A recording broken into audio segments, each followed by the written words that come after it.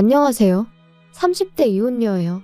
그리고 제가 이렇게 오늘 타자판을 두드리게 된 이유는 제 정신 나간 시댁 이야기 좀 해보려고요.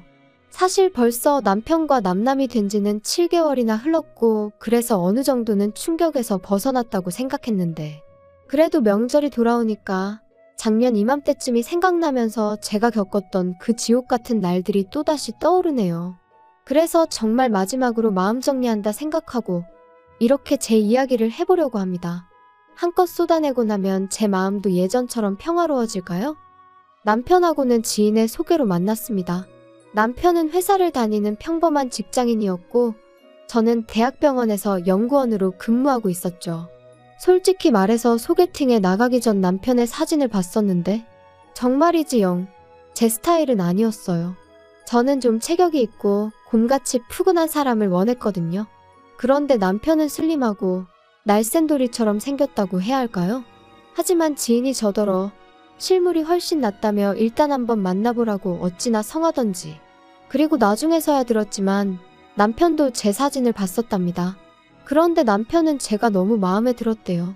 그래서 지인한테 커피도 사주고 밥도 사주며 어떻게든 자리만 만들어달라고 부탁을 했었다고요.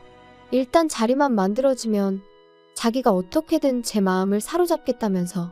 아무튼 그래서 만나게 된 거예요. 하지만 아니나 다를까 처음 몇 마디를 나눴을 땐 역시 내 스타일이 아니구나 싶었습니다. 왜냐하면 서로 공통점이라곤 하나도 없는 것 같았거든요. 좋아하는 음식이나 영화 그런 것도 전혀 달랐고. 그런데 그런 저희가 통한 건 다름 아닌 운동이었어요. 남편은 다른 운동은 별로 좋아하지 않는데 유일하게 종종 즐기는 게 등산이라대요. 그리고 저는 남편에 비하면 다양한 운동을 즐기는 편이었는데 등산만큼은 제대로 해본 적이 없었지요. 혼자서 산을 오른다는 게 왠지 걱정도 되고 길이라도 잃을까 무서워서 말이에요. 그런데 제가 이런 이야기를 하자 남편은 자기 말로는 자기가 별명이 날다람쥐일 정도로 산에서는 날아다닌다며 언제 한번 같이 가자고 한껏 너스레를 떠는데 실제로 등산 실력이 어떤지를 떠나서 제 앞에서 익살스럽고 너스레를 떠는 그 모습이 마음에 들었어요. 그래서 조만간 등산 한번 같이 가자는 남편의 말에 못 이긴 척 좋아요 했던 게 부부의 연으로 이어질 줄은 몰랐네요. 남편도 저도 각자 일로 바쁘다 보니 데이트는 일주일에 한 번 그것도 산에 오르내리는 게 전부였어요.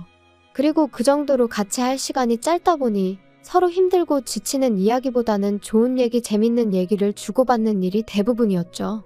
그리고 솔직히 그때는 그게 서로에게 유익한 일이라고 생각했습니다. 가뜩이나 회사 생활을 비롯해 여러 가지 일로 받는 스트레스가 이만저만이 아니었는데 같이 있을 때만큼은 그렇지 않았으니까요. 하지만 이혼까지 해본 제가 느낀 건 늘 서로 웃고 지낸다고 좋은 것만은 아닌 것 같아요. 가끔은 싫은 소리도 오가고 다퉈보기도 하고 여러 가지 면을 미리미리 겪어봤어야 했는데 사람이 원래 예상치 못한 상황에서 본 모습이 나온다고들 하잖아요? 그렇게 치면 남편이나 저나 둘 다 결혼 전 서로의 본 모습을 보여줄 기회가 너무 많이 부족했다 싶거든요. 결혼 당시 시댁으로부터 받은 도움은 없어요. 시댁 형편이 썩 좋지가 않았거든요.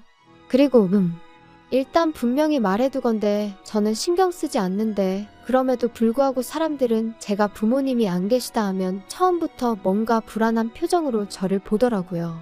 안쓰러워하는 표정도 있고 어딘가 모난 구석이 있진 않을까 하고 살피는 표정도 있고 솔직히 유쾌하진 않지만 20살 이후로 워낙 자주 겪어서 소위 인이 배겼다고 하죠? 제가 딱 그랬어요. 그리고 적어도 나는 다른 사람한테 부모님은 살아계신지 재산은 있는지 그런 거에 관심을 갖지 말자고 생각하게 되었죠.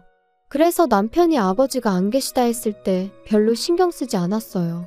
다만 아버님이 돌아가신 뒤 가세가 기울어 집에 돈이 없다는 이야기를 할 때는 그래도 내 처지가 나은가 하는 유치한 생각이 들긴 하더라고요.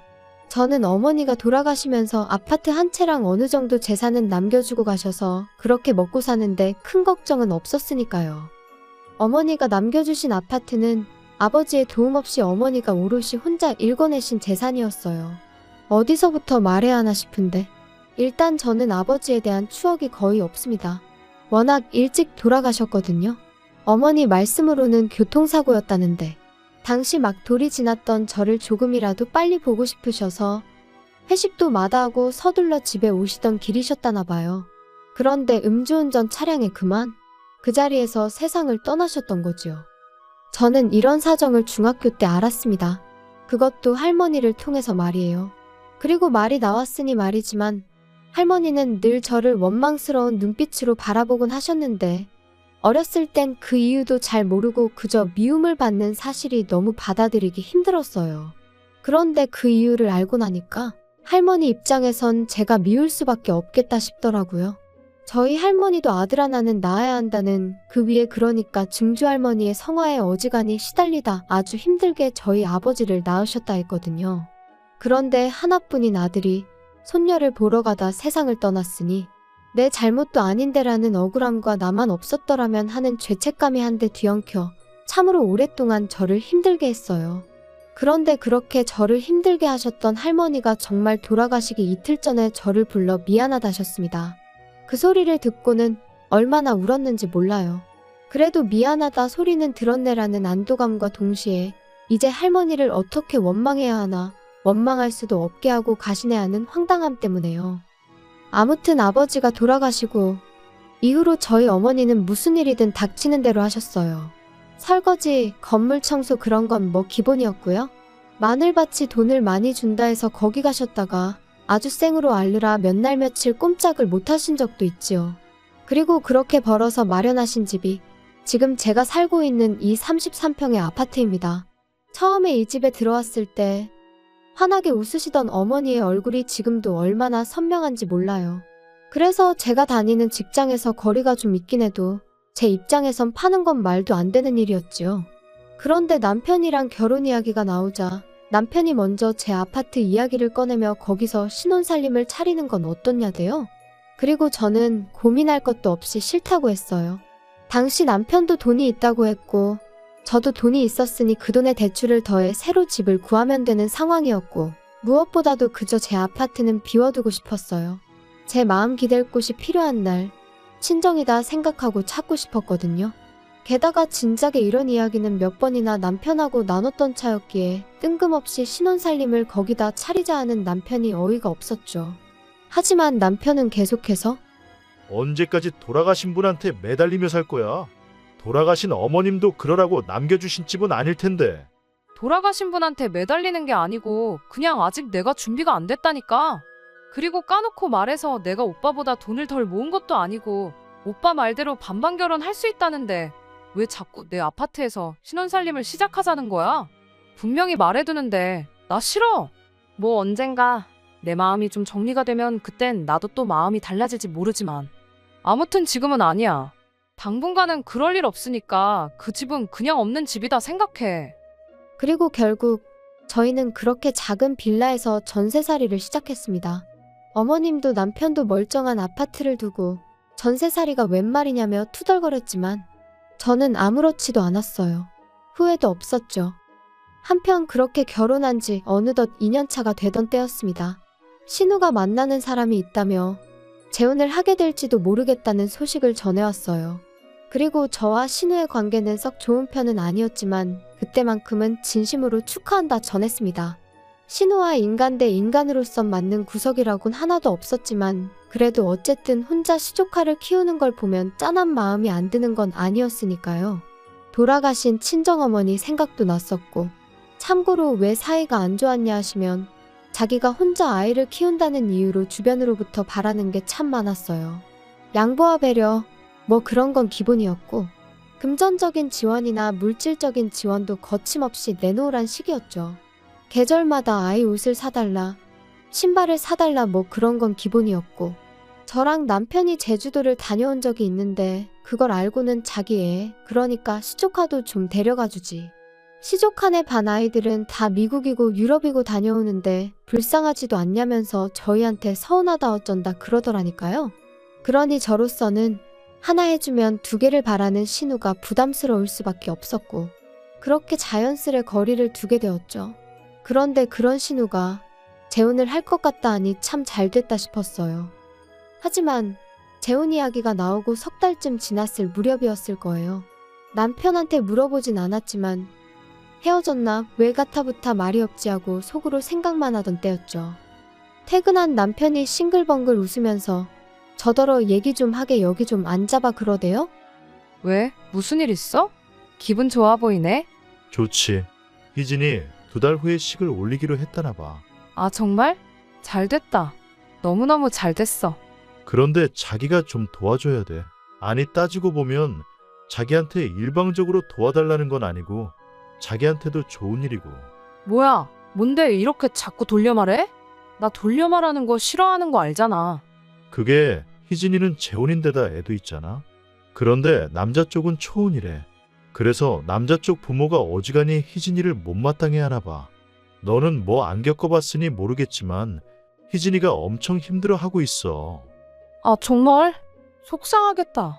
그러니까. 그래서 남자 쪽에서 한 1억이라도 해오면 어떠냐? 그러면 어머니가 좀 잘 봐주시지 않겠냐? 그런 소리를 했다대. 어휴, 뭘 또 그렇게 부담을 줘. 그리고 1억이 적은 돈도 아닌데. 돈은 있대? 걔가 무슨 돈이 있겠어. 이혼할 때 위자료도 한 푼도 못 받았고 지금 양육비도 제대로 못 받고 있는데. 그럼 어떡해? 그래서 뭐 지금 어머니랑 사는 빌라를 팔까 어쩔까 그러고 있나 봐. 그러면? 그거 어머님 놓으라며. 그거 팔면 어머님은 어떡해? 그럼 설마 우리가 모셔야 되는 거야? 그래서 말인데 자기도 우리 어머니랑 사는 거 불편하잖아. 그치? 뭐 솔직히 편하진 않겠지. 그러니까 나 정말 자기 고생시키기 싫거든. 말이라도 그렇게 해주니 고마워. 그렇지만 그 빌라 팔고 나면 어머님은 정말 어떡해? 그래서 희진이가 하는 말이 자기가 어머니를 모시겠다면서. 대신 자기 비워놓은 그 아파트 있잖아. 거기에 좀 들어가서 살게 해달라네. 아니 희진이랑 결혼할 남자도 가진 건 없나 봐. 그래서 까딱하면 그 남자 본가에 들어가 살아야 되는데 그러면 이제 영진이가 9살이잖아. 얼마나 말썽을 피워대겠어? 그럼 이제 천덕꾸러기 취급받는 건 시간 문제 아니겠어? 아니, 잠깐 그러니까. 당신 동생이 지금 사귀는 남자 부모는 모시기 싫고 어머님이랑 살고 싶은데 살 집이 없으니 내 집을 내놔라 이거야? 빌라 팔아 나오는 돈으로는 뭐 지참금처럼 그 사귀는 남자 집에 갖다 바치고? 뭔 소리야 이게? 그게 말이 돼? 화만 내지 말고 한번 생각을 해봐. 아무리 생각해봐도 그것보다 나은 방법이 없어서 그래. 웃기시네. 빌라를 팔아서 시집을 가던 말던 그건 내 알 바 아니고 100번 양보해서 그렇게 하겠다고 하면 어머님 여기 오시라고 해. 같이 살아야지 뭐 별 수 있어? 나 어머님이랑 사는 거 괜찮아. 근데 내 집은 안 돼. 다짜고짜 집을 내놓으라는 남편의 말이 정말 기도 안 차더라고요. 그래서 단칼에 거절하고 2번 다시는 그딴 소리 꺼내지도 말라고 했어요. 신우한테 그렇게 내줄 집 같았으면 처음부터 신혼살림을 차렸지. 말이나 되는 소리냐 했죠. 하지만 남편은 계속해서 며느리인 제가 시어머니랑 같이 살아서 좋을 게 뭐 있냐며 자기랑 신우가 다 저를 배려해서 하는 소리인데 왜 그 마음을 몰라주냐. 말도 안 되는 소리만 해대는 거예요. 아니, 내가 괜찮다는데, 내가 모시고 살겠다는데 왜 둘이서 난리냐고. 결국 참다 못한 제가 어머님과 신우가 사는 집으로 찾아갔습니다. 빌라 팔리는 대로 어머님, 저희 집으로 오세요. 제가 얼마나 잘하겠다 이런 얘기는 못하겠지만 그래도 제가 어머님 모시고 살죠 뭐. 언니? 정말 이런 식으로 나올 거예요? 엄마는 내가 모신다니까요. 너무 속보여요 정말. 영진이 커가는데 봐줄 사람이 필요하니까 어머님 찾으시는 거 아니에요? 그리고 뭐 그렇게 모시고 살고 싶은 거면 모시고 살아요. 그런데 내 집은 안 되니까 집 문제는 알아서 하세요. 자꾸 내 신경 긁지 말고 알겠어요? 야, 너는 왜 이렇게 애가 이기적이냐? 제가 뭘요? 네 신우가 그 집 들어가서 살게 되면 그쪽 부모 모셔야 된다잖아. 그리고 영진이는 어떡할 건데? 너 그 어린 게 그 집에 들어가서 구박이라도 받으면 네가 뭐 책임질 거냐? 그걸 제가 왜 책임을 져요. 그리고 저도 할 말은 해야겠네요. 솔직히 재혼 자리가 쉬운 거 아닌 거 어머님도 아시잖아요. 하지만 뭐 신우가 그렇게 한다니 그거에 대해선 제가 뭐 이래라 저래라 말은 안 하겠지만 적어도 남한테 피해는 주면 안 되는 거 아니에요? 왜 저까지 못 살게 구냐고요. 아무튼 어머님, 저희 집으로 오세요. 저랑 살아요. 아시겠어요? 아이고, 안 간다니까. 난 너랑 살기 싫어. 내 딸이랑 살 거야. 그냥 집만 내주면 되는 걸 진짜 너도 유난스럽다. 어머님과 신우, 그리고 저 세 사람이 한창 실랑이를 한 끝에 집에 왔어요. 그리고 남편과는 한 일주일 동안 서로를 마치 유령 취급하며 지냈죠. 솔직히 저럴 거면 왜 집에는 꼬박꼬박 들어오나 싶더라고요. 그냥 나가버리지. 아무튼 저는 까놓고 불편한 건 하나도 없었어요. 평소처럼 출퇴근하고 밥 차려 먹고. 반면에 남편은 불편한 게 한두 가지가 아니었겠죠.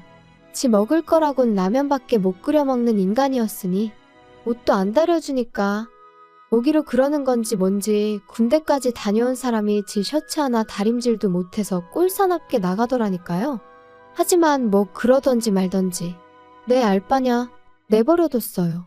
그랬더니 이제 더는 안 되겠다 싶었는지 저더러 얘기 좀 하자고 하더라고요. 용건만 간단히 해. 이제 뭐 사과할 마음의 준비라도 된 건가? 사과는 무슨, 내가 너한테 뭐가 미안해야 되냐?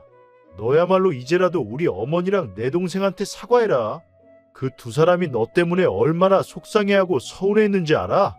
야, 너 솔직히 내 동생이 재혼하는 거 싫지? 싫어서 지금 회방 넣는 거지? 아니 이건 또 무슨 소리야. 내가 왜 신우 재혼을 방해하니? 재혼을 하든 사혼을 하든 사혼을 하든 난 상관없어. 단지 내 집을 왜 탐내냐 이거야.